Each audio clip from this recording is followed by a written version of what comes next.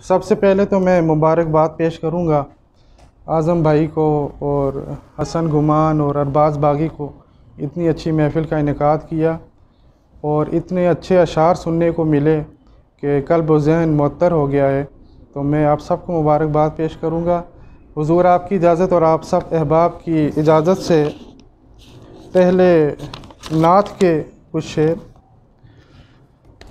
हसी सफ़र किया मैंने वरक़ सजाते हुए, हसी सफ़र किया मैंने वरक़ सजाते हुए, मदीना ज़हन में रखा कलम चलाते हुए,